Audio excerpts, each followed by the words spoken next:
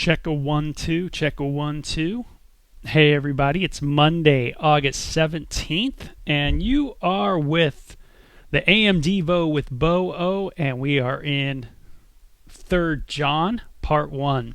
So we start a new book this week, 3rd John. And this is a really small book, very cool book. We'll probably get it done this week, hopefully. I won't spend too much time in it, but there's so many good things in it. John writes to a buddy, a friend, and that's what he calls him, a dear friend, and his name's Gaius, and it says he loves him in the truth. And how cool is that? Hey Marcia, hey everybody, hope you guys are doing good. By the way, is it hot here in Arizona right now? Wow, man, it is baking. I don't know about you guys, but my energy levels have just been zappered. I'm not sure what it is all about, but wow. Yeah, and I love heat. Just so you guys know, I love the heat. I mean, I love the heat. I think the heat's awesome. But man, it is baking out here. That's for sure. And that's why I got my sweater on, because I want to heat up. No, I'm just joking. But let's get into the Devo, right? John writes Gaius, whom he loves in the truth. Gaius was a guy who knew John. John knew him. And it's so neat to know that some of the apostles are the ones that lived longer, like John, because many of them didn't, that they get to lavish this love of Christ onto other people, and then other people took that to other areas and other regions. And Gaius was one of these kind of guys that went out and shared the gospel, and not just did that, but took in people as well. And we're going to kind of see that in this book, that this is how kind of Christianity moved. This is how you see it in 2nd John and 3rd John, was people went out and then people took in people that were missionaries. And if you could just think of 3rd John as being like, John is kind of like, the Calvary Chapel outreach office, if you will. He's kind of the headquarters of the mission work, and what's happening. And he hears some good things. We see in 2nd John he heard some bad things, right? He heard about false teachers that were going from house to house, and they were claiming to know Jesus, but they really did not hold to what we call the apostolic teaching, which just simply means the teachings of the apostles. The apostles' doctrine. You get that in the book of Acts. When the apostles gathered together, they were around the breaking of bread, fellowship, prayer, and the apostles' doctrine. And so this was important, who Jesus is, how Jesus came to fulfill the Old Testament. The Bible that they had was the Old Testament, so they were seeing the fulfillments in the passages of the Old Testament. And so that's why there's so many quotes of the Old Testament in the New Testament.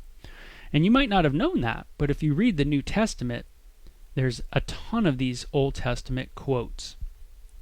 So you get from that is that the apostles were looking at the lens of the Old Testament, and then seeing Christ in it, of course.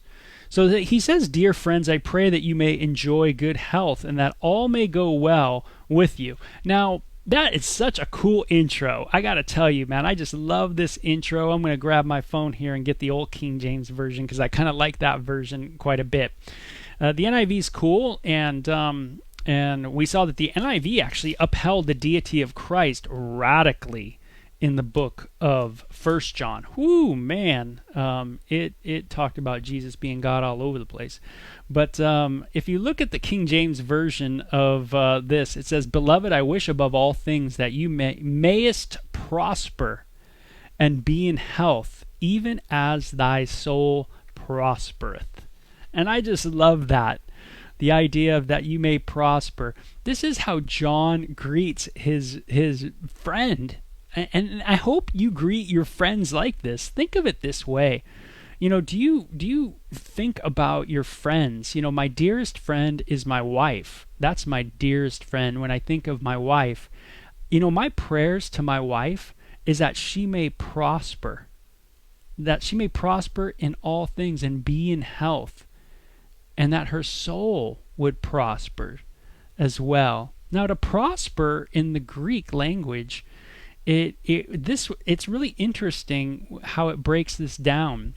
It can mean successful in business. It can mean successful in travel. It can mean to have a safe, easygoing travel time, And so, you can see him, John, first saying, hey, I pray that you may prosper, that you may succeed in your life, in your business, in what you're doing, in your health. And we'll get into that word health in a minute, but successful in your travels. What you do, in your life. What a great thing to pray for is prospering. Sometimes we get a little afraid of that word prospering, because there is some false teaching in the church, no doubt about it, that takes passages like this and might go a little bonkers with it, and they say, hey, unless you're prospering in everything, that God's not with you, or this kind of whatever. But if we just took it as John just loving Gaius, man, what a great prayer. I pray that you may prosper. I pray that your business endeavors may prosper. I love getting with this brother every week, and we've been doing it for the last few weeks, but it's nice just to get with him and just pray for his business, just pray that his business prosper. And what a great prayer that John has here for his friend. Do you want to see people succeed? Do you want to see people prosper? Do you want to see them financially prosper, or to be successful in what they do, their endeavors? Maybe successful in their nonprofit ministry that they started, or their small group study that they're doing. You want that to succeed, or are we filled with this envy that we get very, the word is envious, that of people's success. And we have to be careful of that we don't get envious of other people's success. Instead, be happy for them. And so John prays, I'm praying above all things that you may prosper. Meaning, in my mind, above all things, what I'm praying for you, man, is that you prosper, that you be successful, man, and whatever you find yourself doing. And he says that you prosper and be in health. Good old hygiene, right? If you look at the Greek word, it looks very much like our word hygiene. To be well in health. I pray that you may be well in health. What another great prayer for one another. That we look at each other and we say, hey, I pray that you're doing okay in health, in your body, in your mind, And he's gonna get to that here in a minute in this greeting. But that's another beautiful quality of this guy Gaius, or John, is that John had a heart for people just in a practical way. He loved Gaius and he wanted him to be a healthy guy. He prayed for his health. And that's something that we can pray as well for other people for. And we should be. If we want to be like Christ, and John wants to be like Christ, we want to pray for people to prosper. We don't want envy to get in our heart. We want to pray for their health, man. We want them to be in all health for sure, and successful. And then he says, and even as thy soul prospereth. So even as your soul, or the seat of the feelings and the desires and your affections, the inner man, the inner mankind, has success. I want your inner soul to have success, the inner seat of your feelings, emotionally, your psyche. I want you to be mentally successful. I want you to be, right there at ease in your mind, at rest. I think of at rest in your mind. So you think of this, that you may prosper, that you may succeed, right? That you may be in good health, even as your soul, you're mentally prospering in the Lord. What a great prayer, and something that we can just focus on this morning, right? With our prayer life when it comes to people. Do we pray in those ways with other people? Are we praying for them to be successful? One of the things that's really cool about people's success is that when they're successful, then what happens is they can give. They have more means to even give more. Or they can, sometimes we get mad at people because they gain money, but maybe those people that gain money will hire people to work for them.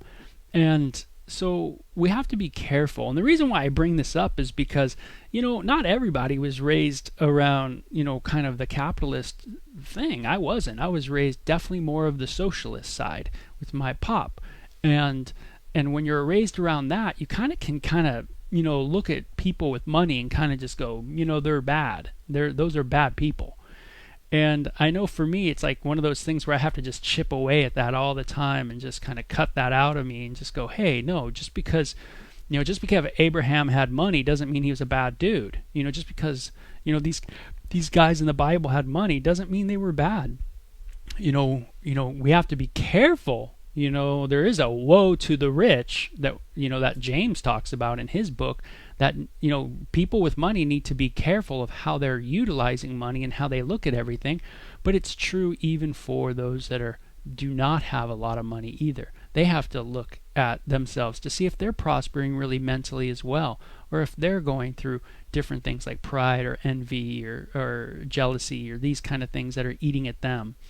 So we always have to check ourselves, right? That's for sure, and make sure. So I love that. Dear friends, I pray for you that you may rejoice in good health and that all may go with you. Gaius, I hope you're doing great, man.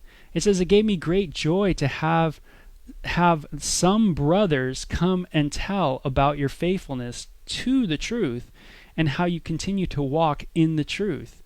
I have no greater joy than to hear that my children are walking in the truth. A lot of joy, a lot of truth, right? In that section, if you've got your pencil, you want to mark that, because these are things that are popping up all the time. And whenever you're reading the Bible and you're seeing things pop up all the time, you want to circle it or underline it and just be able to look at the connections of it. You'd be surprised how you'll start to get things if you just kind of draw a line from that joy to this joy to that joy and da-da-da-da-da, and you'll start going, whoa, I see how this thing's all coming together really cool. But notice what John says, it gave me great joy to have brothers come and tell me about your faithfulness. Man, John heard in the last book he wrote, 2nd John, or what we call 2nd John, John heard about people that were going about from house to house that were not holding fast to the doctrine of who Jesus Christ is. And that bummed him out, no doubt. But here you get the opposite, that it gave him great joy to have some brothers come and tell about your faithfulness. Let me ask a question, and that is, how's your faithfulness? How's your faithfulness going? Are you just being faithful to the truth and just continuing to walk in the truth? Are you just being faithful to that, to the truth, and walking in the truth? And someone else is telling people about your faithfulness and you walking in the truth. Other people are noticing your faithfulness. You don't have to go around and tell people about your faithfulness, but you are just being faithful, to things. And that's something cool. You're not fishing. Gaius wasn't a dude that was fishing for the compliment. He's like, man, no one at the church, man, no one's pat me on the back yet. Like, no one said, hey, that's really cool, or that, blah, blah, blah, blah, or we notice you, or here's your gift card, or here's your card for thanking you, or here's this. There's, you're not bummed that's not happening. You're just stoked to be faithful to the Lord. You're just stoked to be walking in faithfulness to the truth, and that you're continuing to walk in the truth. And Gaius was just that dude. He was just that guy who was just faithful, man. He was just doing it. He was just doing that work. And so, my question to all of us, even me included, is that how I am? Am I a guy am I bringing great joy to other people just by my faithfulness? And that is the goodness. That's the reward. That's the awesome thing, is that we're just serving the Lord. And that's enough, man. That's enough. That's great right there. In church life can be really cool if we just all serve the Lord, right? Church life can be beautiful if we're all just it just equally just serving Christ. That's on our hearts. That's on our mind. Is, hey, we're just going to serve the Lord. And if someone comes up and gives you that pat on the back and says, hey, great job, then you go, hey, awesome, right on. But if they don't that day, if you don't get it that day, or maybe that week you don't get it, or whatever it is, that month you don't have that pat on the back, you don't get discouraged in that, because you're serving the Lord. You're being faithful to the Lord. And, you got to remember, and I think of John just being that leader, of the outreach office here. He's just stoked that people are just serving God, And I got to tell you, as a leader in a church for 26 years and don't deserve it at that, by God's grace alone, that's how I feel about it. But I just am blessed when people just serve Christ, and they do it with joy in their heart, and they're not bummed if they don't get something in return. They just know that their reward is in heaven, and they just do it, and they just stay faithful. That gives me amazing amounts of joy, and I got to tell you that, let you know that. It says, John says he has no greater joy, and this is something he repeats over and over again, to hear that my children are walking in the truth. No greater joy than knowing people are walking in the truth. It's like a parent, right? When you think of a parent, and you are a parent, or you've been a parent, or you feel like a parent. But when you have that person that you love, and they're walking in the truth of Christ, nothing else it really matters at that point. It's like that's the ultimate awesome word, is that they're just holding fast to the truth of Christ and who Christ is. And that's how John looked at it. There's no greater joy. What gave him the greatest joy in life was to know that his children, the churches, were walking in the truth. And can you imagine what that would have been like from John, coming from John, some old guy?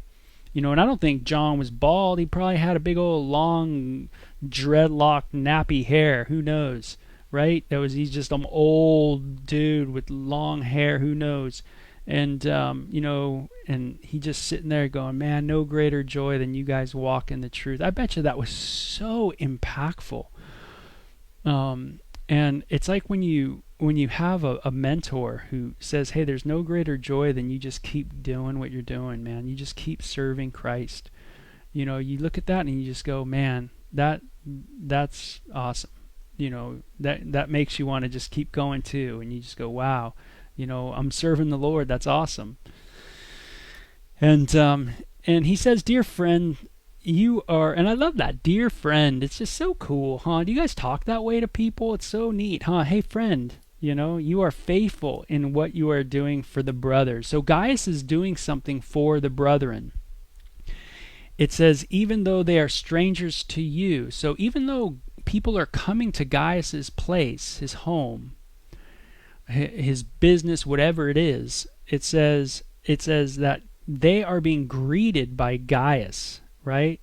They are brothers. So there's other Christians that are visiting this area, and Gaius is taking them in, even though they are strangers to Gaius.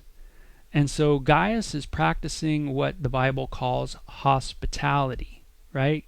Being hospitable, right, to people.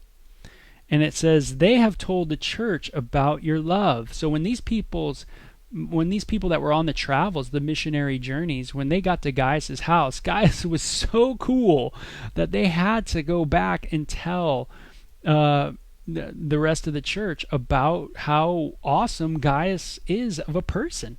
And do you have that kind of flow with people, that people go, man, dude, to be around that guy's cool. That guy is a good guy in God. That guy loves God, and he is a genuine guy. He is a real guy, and is that kind of how it flows out of you? They have told the church about your love. Isn't that great? How did this guy prosper above all things? He was successful in love, in loving, right? You will do well to send them on their way in a manner worthy of God. So man, hook them up, help them out, right? Now, back in those days, they didn't have the hotels that they were hanging out in. They didn't send someone to the hotel, the missionary, the preacher that was coming into town. They didn't send him into the seedy hotel back in the days, right? They hooked him up in a place in their homes if they had a room and were able to do that. They showed that hospitality to that person, and you can see how things were working within the church. There was a lot of kind of snail mail going on, where people were hearing. John would hear of things. He would, have people go out here, people go out there, and really getting an idea of what was going on in Turkey, what we know as Western Turkey, and so he was kind of had his hand on the pulse, if you will. He was overseeing those different churches that were going on. And whether it was officially or how it all happened, I don't quite know. I'll let historians kind of work on that one, but we see that John had his finger on the pulse of what was going on in the churches, and he wants them to take care of these preachers that are true preachers of Christ that are going around. And it says, and it was for the sake of the name, and I love that, Hashem, right? The name in Hebrew, Hashem, the name. What name? It was for the sake of the name that they went out. What name do you think that is? Okay, you got it. Jesus. And that they went out receiving no help from the pagans. So how do we know that these guys were in the right? How do we know that how do we know that their hearts were in great standing? Well, notice they did not receive help from the pagans, meaning they weren't people. It says Gentiles in the King James Version, but the idea was that they didn't just go out seeking money from anybody. They didn't just go out and preaching for money and give here and give there. It's like, no, man. It's like if they received help, it was help from the brethren. It was from those within the body. They really sought those that were firm in their walk with Christ, in the gospel of Jesus Christ, established in the body of Christ, those kind of things. They got support from the church, but they did not just seek money from those guests that they were going to reach. They were trying to reach with the gospel of Jesus Christ, right? And so we gotta think of that too. If people are coming around and just always wanting money, right? For the gospel, we have to be very leery of that. There needs to be a discernment of that. So it was for the sake of Jesus that they went out and received no help from the Gentiles, right? We ought therefore to show hospitality to such men so that we may work together for the truth. These guys were really genuine, John says. Man, these guys went out and they were sharing their faith in Jesus Christ. They weren't trying to just seek money from everybody, not even close. They would not take money from everybody. They wanted to make sure that their preaching was free of charge, like the Apostle Paul's talks about in his books. And so you see a real genuine heart. And John says, these are the people that we want to take in. And so, if someone's always saying, hey, well, what about me? What about the money? Give me the money. Like, hey, look at what I've done. Don't I get a paycheck? Don't I get a da-da-da-da? Got to be leery of that. We want people just to serve the Lord, right? And that's what these people, their hearts were, is just to serve the Lord. And John says, hey, so let's help these guys out because they're actually the real deal. So nothing's wrong with helping people out, but let's make sure that their hearts are in the right spot. And these people, certainly they had their hearts that were in the right spot. So tomorrow we'll talk about kind of where John has to, as the overseer of these areas, where he sees a real problem within the church at this time in this region, and he has to kind of lay the boom down. So it'll be an interesting time tomorrow. Hey, some great stuff. I pray that you guys may prosper in all things, and in health, and in your soul as well. You guys have a great day, okay?